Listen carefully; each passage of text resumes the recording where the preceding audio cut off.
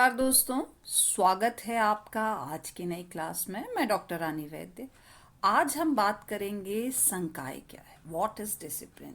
देखिए भाई, आज हमारी जो सामाजिक व्यवसायिक समस्याएं बहुत अधिक जटिल हो गई हैं। कौन कौन सी बात कर रही हूँ? सामाजिक व्यवसायिक और भी समस्याएं, और उनका समाधान एक संकाय के विशेषज्ञ द्वारा संभव नहीं है।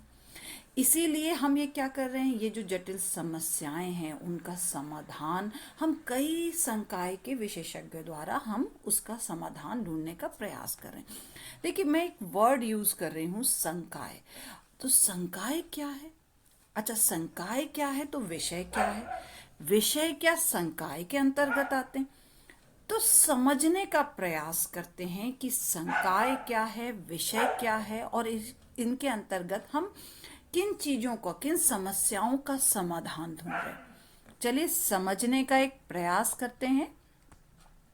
सबसे पहले बात करेंगे संकाय क्या है। देखिए, सबसे पहले ये समझिए संकाय वास्तव में है क्या। आज हम आधुनिक समाज में हम बात कर रहे हैं। सबसे पहले मैं बात कर रही हूँ कि आज आधुनिक समाज में जिस तरह की अंतर निर्भरता और अंतर संबंधों की अनिवार्यता नजर आ रही है, वह वैज्ञानिक प्रगति की नई सोच का परिणाम है। किस तरह से हम अंतर निर्भरता की बात करें, किस तरह से हम अंतर संबंधों की बात करें, और ये अनिवार्य आज आधुनिक समाज में क्यों होते चले जा रहे हैं, किस तरह से ये वैज्ञानिक प्रगति हो रही है, और ये नए सोच का परिणाम कैसे है।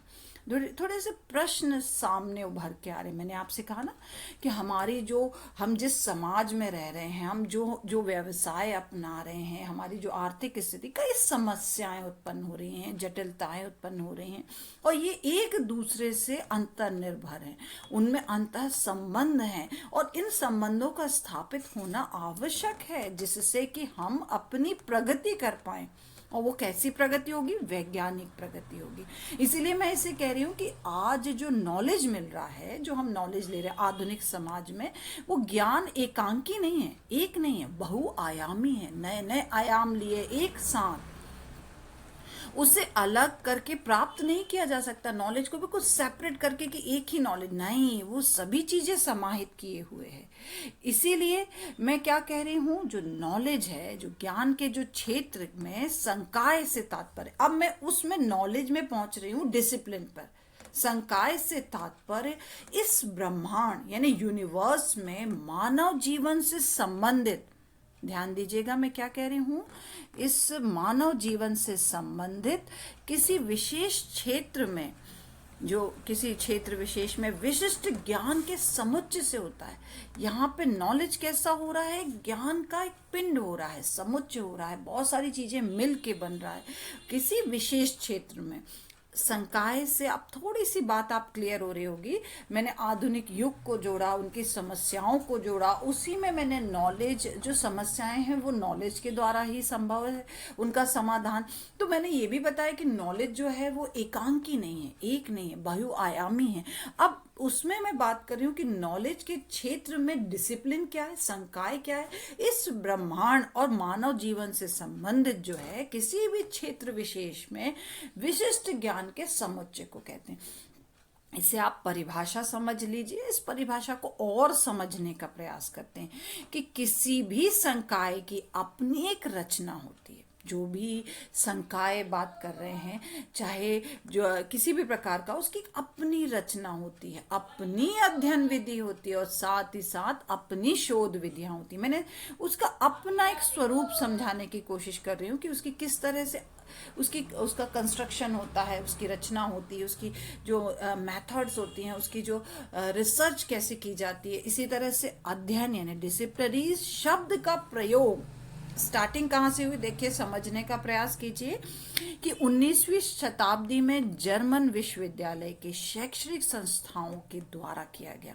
वहां पर इसे एक अध्ययन का एक क्षेत्र माना गया है, जिसे डिसिप्लिनरी शब्द का प्रयोग किया गया। बाद में यह धीरे धीरे नवीन सूचनाएं प्रदान करने वाले साधन के रूप में उभर के आया कि उस एक क्या बोलते संकाय से हमें कितनी सारी नवीन सूचनाएं प्राप्त हो रही हैं। 20वीं शताब्दी में अध्ययन को जो है, डिसिप्लिनरीज को जो है, अन्य देशों में भी शैक्षणिक अध्ययन में वह सब तत्व समाहित होते हैं जो अध्ययन के अर्थ को स्पष्ट करते हैं। यानी ये जो भी अध्ययन है ना डिसिप्लिनरीज के अंतर्गत आ रहे हैं, उसी में सारी चीजें समाहित होती चली जा रही हैं। अंत में बात करूंगी कि अध्ययन यानी डिसिप्लिनरीज एक तकनीकी शब्द है। क्या बोल रही हूं, दोबारा समझिए। अध्ययन क्या है? एक तकनीकी शब्द है जो कि अधिगम के संगठन यानी जो लर्निंग का ऑर्गेनाइजेशन है, ज्ञान के क्रमबद्धता यानी जो जो हमारा नॉलेज है जो सीक्वेंस में होता है, एक क्रम में होता है, और उत्पाद में सहयोग करता है यानी जो हमारा प्रोडक्ट बन रहा है नया, जो हमारी समस्याओं का समाधान जो आ रहा है उसका सहयोग करता है। तो इस तरह से जो अध्ययन है वो एक तकनीकी शब्द के रूप में उभर के आया जो हमारे नॉलेज को, जो लर्निंग को उसको ऑर्गेनाइज कर रहा है, हमारे जो नॉलेज को एक सीक्वेंस प्रदान कर रहा है और एक नया प्रोडक्ट को उत्पाद करने में सहयोग कर रहा है यानी बाहर लाने में सहयोग कर रहा है। तो अब आपने पहले तो अभी क्या समझा, संकाय क्या है, इसे थोड़ा और समझिए। देखिए अब मैं इसे समझाने के प्रयास में क्या कर रही हूँ, संकाय और विषय में क्या अंतर है। ध्यान दीजिएगा, जब तक आप संकाय और विषय क्या है दोनों नहीं समझेंगे तो इसे और आपकी जो है क्यूरियोसिटी और बढ़ेगी। अभी आपको और बढ़ा रही हूँ आपकी क्यूरियोसिटी कि समझिए क्या है ये। ज्ञान के संदर्भ में जो संकाय और विषय, दो वर्ड बोल रही हूँ ज्ञान के संदर्भ में। संकाय जो है वो अपने आप में पूर्ण है और विषय जो है वो अंश है। यहां पर मैं बात कर रही हूं सबसे पहले नॉलेज के संदर्भ में संकाय और विषय जो की बात कर रही हूं। तो संकाय को मैं क्या कह रही हूं, पूर्ण है, और विषय क्या है, अंश मात्र है। जबकि इसी तरह से इसको और समझिए कि संकाय इस ब्रह्मांड और मानव जीवन से संबंधित किसी क्षेत्र विशेष का अब तक विकसित समस्त ज्ञान है। यानी किसी एक क्षेत्र में हमने बात कर दी है, उसका समस्त ज्ञान को हम संकाय कह रहे हैं। जबकि किसी विषय की सीमा में किसी संकाय विशेष के विभिन्न पक्षों में से किसी एक पक्ष का विशेष ज्ञान विशेष यानी विषय में समाहित होता है, यानी विषय उसका अंश है। संकाय संपूर्ण में बात कर रही हूँ, पूर्ण है, और विषय उसका अंश है। अब इतनी सारी मैंने संकाय और विषय बोला, अब उदाहरण से आपको वो बात समझाने की कोशिश करूंगी कि सबसे पहले मैं बात कर रही हूँ जैसे सामाजिक संकाय को ले लीजिए, यानी अपन एसएसटी को ले लीजिए, यहाँ पे सोशल साइंस को ले लीजिए कि जिसमें सामाजिक विज्ञान की कौन कौन सी शाखाएं सम्मिलित होती हैं, अर्थशास्त्र, नागरिक शास्त्र, इतिहास, भूगोल। यानी अगर हम एसएसटी की बात कर रहे हैं तो एसएसटी में ये सारे विषय समाहित होते हैं। यह इन सब उप विषय यानी मैंने इन सारे विषयों को क्या कह दिया, उप विषय कह दिया या उप संकाय कह दिया का समुच्चय है। यानी इन सब से मिलकर के एसएसटी बन रहा है, जबकि इसके यह सभी अंग विशेष विषय हैं, सब अपने आप में विशेष विषय हैं। कौन कौन से, इकोनॉमिक्स, हिस्ट्री, ज्योग्राफी, हिस्ट्री, तो ये सारे जो हैं जो है उसके उप विषय के कोटि के अंतर्गत आते हैं। अब मैं कहूंगी कि प्रत्येक अध्ययन के क्षेत्र की अपनी स्वयं की पाठ्य वस्तु होती है, चाहे वो हिस्ट्री पढ़िए, सिविक्स पढ़िए, ज्योग्राफी पढ़िए, इकोनॉमिक्स पढ़िए, हर एक क्षेत्र की अपनी स्वयं की पाठ्य वस्तु होती है, पाठ्यक्रम होता है, सिद्धांत होते हैं, अनुसंधान विधि होते हैं, आदि मूल प्रश्न होते हैं ना, उनका अपना एक क्षेत्र होता है, और उस क्षेत्र जो है अध्ययन क्षेत्र में ये नवीन होते हैं और उनका अध्ययन किया जाता है। अध्ययन क्षेत्र की स्वयं की विशिष्ट अनुसंधान विधि होती है, सिद्धांत होते हैं, अवधारणाएं होती हैं, और अपना अनुसंधान क्षेत्र होता है। चाहे आप हिस्ट्री में कर रहे हैं, ज्योग्राफी में कर रहे हैं, इकोनॉमिक्स में कर रहे हैं, आप अपने उसमें उसका अपना अनुसंधान होता है जिससे अन्य अध्ययन के साथ आदान प्रदान किया जाता है। यानी यहाँ एक दूसरे के साथ आदान प्रदान किया जा रहा है। अंत में बात करूंगी कि साधारण रूप से वह सभी विषय वस्तु जो विद्यालय में पढ़ते हैं, अपन स्कूल में जो पढ़ते हैं, उसे विषय की संज्ञा दी जाती है। क्या बोल रही हूँ, स्कूल में हम सब्जेक्ट पढ़ते हैं, ध्यान दीजिएगा, तथा वही विषय जब उच्च स्तर के शिक्षण और अध्ययन के रूप में प्रयोग करते हैं तब उसे हम अनुशासन या एकेडमिक डिसिप्लिन की संज्ञा दे रहे हैं। यानी यहाँ हायर लेवल की बात की जा रही है। संकाय जो है वो हायर लेवल की बात कर रहा है। विषय जो है विद्यालय स्तर पर जो हम सारे सब्जेक्ट पढ़ रहे थे उसे, इसलिए हम उसे सब्जेक्ट कहते हैं। और अब आगे चल करके वह संकाय बनने लग जाता है, यानी इन द सेंस उसमें ज्ञान जो है वो बढ़ने लग जाता है। विषय उस संकाय का एक अंश है। अब आप समझ गए संकाय और विषय। आपने एक उदाहरण भी ले लिया। एक उदाहरण आप अपने मन में भी सोचिए और कमेंट बॉक्स में मुझे उदाहरण करके बताइए। मैंने एसएसटी का उदाहरण दिया, ऐसे आप बताइए दूसरा संकाय कौन सा, उसके अंतर्गत और कौन कौन से विषय आते हैं। आगे बात करती हूँ अध्ययन क्षेत्र का वर्गीकरण कैसे किया गया है, क्लासिफिकेशन ऑफ डिसिप्लिनरीज।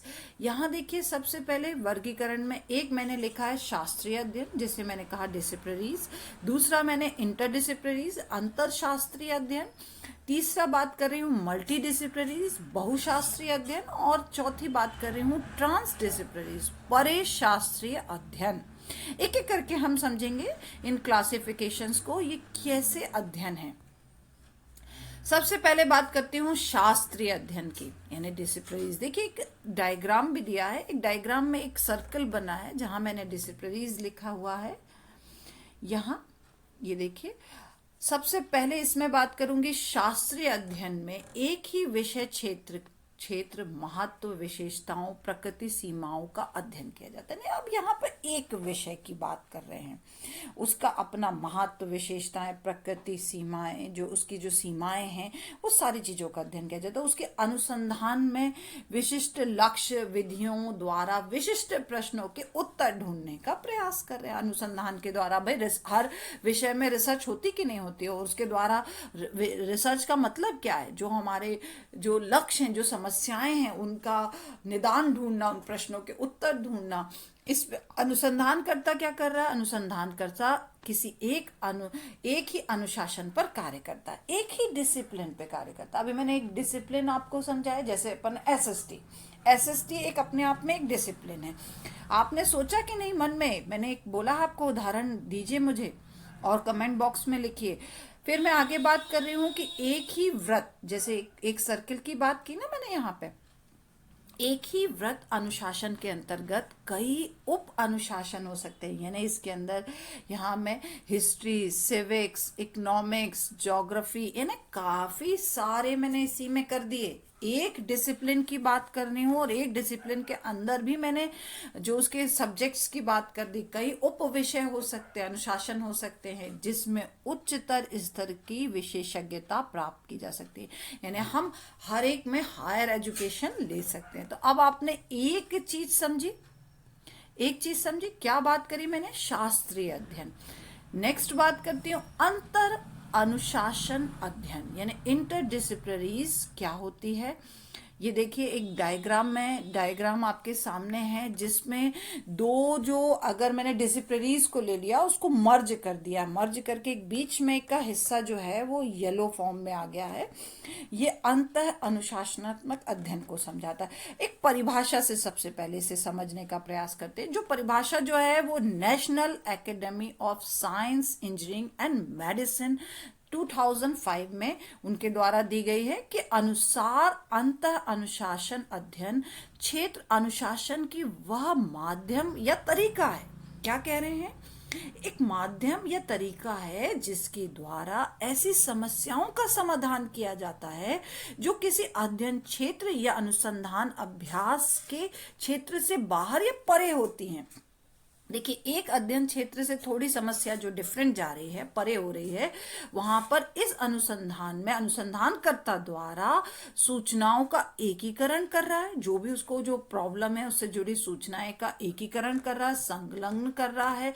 विधि, उपकरण, परिप्रेक्ष्य कहते संप्रत्यय सिद्धांतों द्वारा आसानी से समस्या के मूल को समझ के, ये सारी चीजें करके वो क्या समझ रहा है, जो समस्या की जड़ है उसे समझ के विशिष्ट तरीके से समस्या का समाधान निकालने का प्रयास कर रहा है। यानी अभी हमने मल्टी यानी इंटरडिसिप्लिनरी की बात करी, मल्टी नहीं कहूंगी मैं, इस इंटरडिसिप्लिनरी की बात कर रही हूँ, जिसमें मैं क्या कर रही हूँ कि समस्या के मूल को कैसे समझ रही हूँ, किस तरह से मैं समस्या का हल निकाल रही हूँ।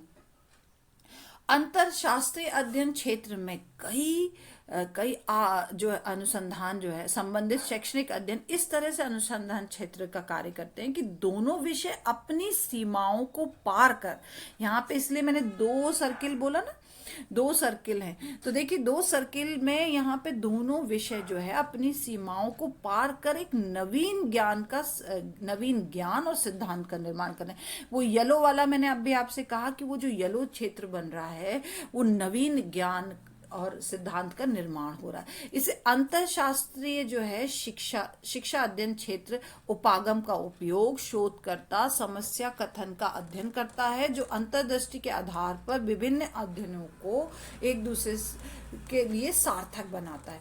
एक उदाहरण और समझिए, जो मैंने अभी ये बात कही, उदाहरण के लिए जैसे अपन भूमि के उपयोग के लिए विषय को जब अपन विभिन्न अनुशासनों से, जैसे जीव विज्ञान, रसायन विज्ञान, अर्थशास्त्र, भूगोल, राजनीति विज्ञान आदि की दृष्टि से जांचता परखता है। भाई हमें अपनी भूमि का उपयोग करना है तो हमें देखना पड़ेगा वहां पे कोई केमिकल तो नहीं निकल रहे हैं, वहां पे कोई जीव जंतु तो नहीं रह रहे हैं, वहां पे अर्थशास्त्र की यानी कितनी उसकी इंपॉर्टेंस है, उसकी भौगोलिक स्थिति कैसी है, राजनीतिक स्थिति कैसी है, तो मैंने अलग अलग दृष्टि से उसे जांचा परखा, तब वह हर बार अलग ढंग से सामने आती, जो उसकी स्थिति मैंने जिस स्थिति से उसे जांचा परखा उसकी अलग एक स्थिति सामने आ रही। इसे अंतर अनुशासनिकता या 2 से अधिक अकादमिक अनुशासनों का किसी एक गतिविधि जैसे शोध परियोजना में संयोजन को कहते हैं। आप समझ गए यहाँ पे मैंने क्या किया? 2 से अधिक भी बोल रही हूँ इंटरडिसिप्लिनरीज में, कि भाई मैंने भूमि के उपयोग के लिए बहुत सारी चीजों को जोड़ करके उस समस्या का एक नया हल ढूंढने का एक प्रयास किया है। तो ये हुआ अंतर अनुशासन अध्ययन। ये अंतर अनुशासनात्मक अध्ययन को मैंने अपने एक और वीडियो में उसकी डिटेल में उसकी समझाया है, उसके स्टेप्स समझाए हैं, सोपान समझाए हैं, उसके महत्व समझाया है, तो आप इसे डिटेल में और भी अच्छे ढंग से समझ सकते हैं। नेक्स्ट बात कर रही हूँ बहुशास्त्रीय अध्ययन। देखिए मल्टी डिसिप्लिनरी अध्ययन, इसमें मैं बात कर रही हूँ कि बहुशास्त्रीय अध्ययन क्षेत्र, जैसे कि नाम से ही आप सामने आ रहा है कि एक या दो माध्यम हैं जो शैक्षणिक व व्यावसायिक क्षेत्र से संबंधित ज्ञान को कहा जा सकता है। यानी बहुशास्त्री का अर्थ 2 से अधिक अध्ययन के संदर्भ में अंतर्दृष्टि विकसित कर रहा है। यानी मुझे मल्टी डिसिप्लिनरीज चाहिए ना, मुझे एक अध्ययन करने के लिए कई डिसिप्लिन्स की आवश्यकता हो रही है। बहुशास्त्रीय अध्ययन में 2 से अधिक अध्ययन के क्षेत्रों का अपना योगदान कर स्वतंत्र भूमिका निभा रहे, इसलिए मैंने एक एक सर्किल को अलग अलग बनाया, इसे मर्ज नहीं किया है। मर्ज कर देती तो वो इंटरडिसिप्लिनरीज हो जाते। अभी मैं इसमें क्या किया, एक एक सर्कल को अलग अलग बनाया ना, इनका अपना इंडिविजुअल योगदान है, स्वतंत्र रूप से योगदान है, यहाँ पे अपनी अपनी भूमिका निभा रहे हैं। एक विचार कई अध्ययन क्षेत्रों में एक साथ एक समय पे आ सकता है, वह बहु अनुशासनात्मक उपागम कई अध्ययन क्षेत्रों में सही मात्रा में सम्मिलित कर समस्या को एक नए तरीके से परिभाषित करता है। तो एक ही विचार सोशल साइंस में भी आ सकता है, मैथ्स वाली प्रॉब्लम में भी आया, या साइंस वाले उसमें भी आ सकता है, तो एक ही समय पे आ रहा है। उन समस्याओं की जो है, उन समस्याओं को, सामान्य बाधाओं को हल करके हम नवीन उत्तर ढूंढने का प्रयास करते हैं, जो नवीन जटिल समस्याओं को समझ पर आधारित होता है। इस तरह से हम अलग अलग डिसिप्लिन्स का यूज कर रहे हैं। ये हो गया मल्टी डिसिप्लिनरीज। आप देखेंगे जैसे अब भी मैंने एक सोशल साइंस कहा और एक साइंस ले लीजिए। साइंस के अंतर्गत मैंने जो आपका आता है, साइंस के अंतर्गत कौन कौन से आते हैं, मैथ्स, फिजिक्स, केमिस्ट्री, बायो, ये सारे साइंस के अंतर्गत आते हैं। साइंस हम साइंस वाले स्टूडेंट्स हैं, कहते कि नहीं, वो सारे ये इसके अंतर्गत आ रहे हैं। सोशल साइंस वाले मैंने अलग आपको गिन दिए। तो ये मल्टी डिसिप्लिनरीज वहाँ पर अप्रोच की बात कर रहे हैं। उसके अंतर्गत एक नवीन जटिल समस्या को अलग अलग डिसिप्लिन्स के द्वारा एक ही समय में सोच करके उसका हल ढूंढा जा रहा है। अब हम बात करते हैं परिशास्त्रीय अनुशासन, यानी ट्रांस डिसिप्लिनरीज की बात कर रहे हैं। थोड़ा डायग्राम पे भी ध्यान दीजिएगा, एक डायग्राम है। उसके साथ साथ अब मैं इसकी समझाने का प्रयास करती हूँ कि परिशास्त्रीय अनुशासन का अर्थ जो है जल्दी जल्दी बदल रहे हैं। अब यहाँ पे जो अर्थ का जो मीनिंग है वो कई बार बदल रहा है। अर्थात वह शास्त्र जिसमें दो या दो से उससे अधिक अध्ययन की झलक मिलती है, किंतु किसी एक विशिष्ट अध्ययन से के संबंध में स्पष्ट रूप से व्याख्या करना संभव ना हो। अब मैं इसे थोड़ा और समझाती हूँ कि परिशास्त्रीय अनुसंधान में दो संप्रत्यय हैं। पहला, वैज्ञानिक तथा वैज्ञानिक स्रोतों के आधार पर अंतरशास्त्रीय अनुशासन करना। यहाँ पर ये बात आ रही है कि ये जो वैज्ञानिक हैं और वैज्ञानिक स्रोत हैं उनके आधार पर एक मिल करके हम ट्रांसडिसिप्लिनरीज रिसर्च कर रहे हैं और एक नवीन ज्ञान के स्वरूप को समझना एवं समस्या में सहयोग करना और एक नए प्रकार का ज्ञान, देखिए कौन से ज्ञान की बात करें, एक नए प्रकार का ज्ञान जिसने विश्व में नवीन दृष्टिकोण व जीवन के अनुभव को समाहित कर एक नवीन बुद्धिमत्ता के रूप में अपनी जगह बना ली। ये देखिए मैंने जो क्या किया, दो डिसिप्लिनरीज को, ये दोनों डिसिप्लिनरीज जो हैं वो आप देखेंगे पास पास है, उसके ऊपर एक सर्किल जैसा फॉर्म हो रहा है परे, यानी इन दोनों को जोड़ते हुए एक समस्या का नया निदान कर रही हूँ। उन दोनों से सामने आ रहा है, उभर के आ रहा है परिशास्त्रीय अनुशासन। इस तरह से हम विश्व के दृष्टिकोण से, विश्व में जो समस्याएं उस दृष्टिकोण से जीवन के जो अनुभव है समाहित होकर के नई एक सोच या एक नए चीजों का निर्माण कर रहे हैं या नई समस्या का निदान कर रहे हैं। इस तरह के अनुशासन को परिशास्त्रीय अनुशासन कहते हैं। अंत में बात करूंगी शास्त्रीय व अंतरशास्त्रीय अध्ययन क्षेत्रों में अंतर क्या है, difference between disciplinaries and interdisciplinary subject. देखिए सबसे पहला मैं बात कर रही हूं यहाँ पर शास्त्रीय अध्ययन। इसके अंतर्गत एक ही अनुशासन से संबंधित समस्या का समाधान अनुसंधान द्वारा खोजा जाता है। यही अपन ने कहा कि एक ही जैसे अपन ने सोशल साइंस की, उसी के समाधान जो उसकी समस्या का समाधान अनुसंधान द्वारा जो खोज रहे हैं। यहाँ पे बात करें अंतरशास्त्रीय अध्ययन, कई सुसंबंधित विषय अपनी सीमाओं को पार करके नवीन ज्ञान या सिद्धांत का निर्माण कर रहे हैं। यानी हम कई डिसिप्लिन्स को मिला के उनकी सीमाएं मर्ज होकर के नवीन ज्ञान और सिद्धांत का निर्माण कर रहे हैं। जबकि हम यहाँ पे शास्त्रीय अध्ययन में कहेंगे कि नई समस्याएं व समाधान की खोज नहीं की जाती, इसमें कोई और नया नहीं ढूंढ रहे, मगर ये परे जा रहा है, इसमें जाकर के उनकी जो सीमाएं मर्ज हो रही हैं, इसमें नई समस्याओं समाधान की खोज की जाती है। इसमें मुख्य जो अध्ययन समस्या के समाधान करने और ज्ञान कौशलों का संचार और उसमें समन्वय करने पे दिया जा रहा है कि भाई जो भी समस्या उसका समाधान करो, हमारा नॉलेज बढ़े, हमारे कौशल्स बढ़े, उनमें समन्वय हो। और जबकि यहाँ पे क्या कर रहे हैं, समस्या की व्याख्या करने, समस्या का समाधान के साथ साथ उत्पाद का भी सृजन करने और नवीन प्रश्न उठाने में भी सहायता दे रहा है कि जो भी प्रोडक्ट बने उसके बाद भी हम और फर्दर रिसर्च की बात कर रहे हैं, किसमें, अंतरशास्त्रीय अध्ययन में।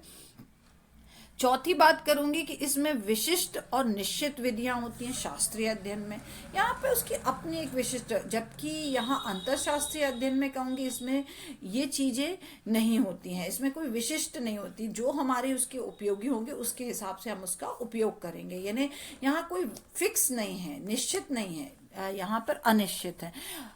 अंत में बात करूंगी कि इस शास्त्रीय अध्ययन जो है, इसमें अध्ययन हेतु विशेषज्ञों का समुदाय होता है, सारे जो उससे जुड़े जो एक्सपर्ट होते हैं उनका समुदाय होता है। और अंतरशास्त्रीय अध्ययन में विशेषज्ञों का समुदाय निर्मित किया जाता है कि अलग अलग डिसिप्लिन के लोग आकर के फिर उनका एक समुदाय निर्मित कर रहे हैं। तो इस तरह से शास्त्रीय अध्ययन और अंतरशास्त्रीय अध्ययन में अब आप अंतर समझ गए होंगे। आई होप आपको ये जो डिसिप्लिन्स है वो आप जैसे अच्छे से समझ में आया होगा। विषय क्या है, सब्जेक्ट क्या है, उन दोनों में अंतर क्या है, और यह विषय समझना आज वर्तमान में अति आवश्यक है। आपको समझ में आया होगा, उसके लिए मेरा वीडियो देखा उसके लिए बहुत बहुत धन्यवाद। और कोई प्रश्न हो तो आप कमेंट बॉक्स में ज़रूर कमेंट करें, मैं उन प्रश्नों के उत्तर देने का प्रयास करूंगी। धन्यवाद।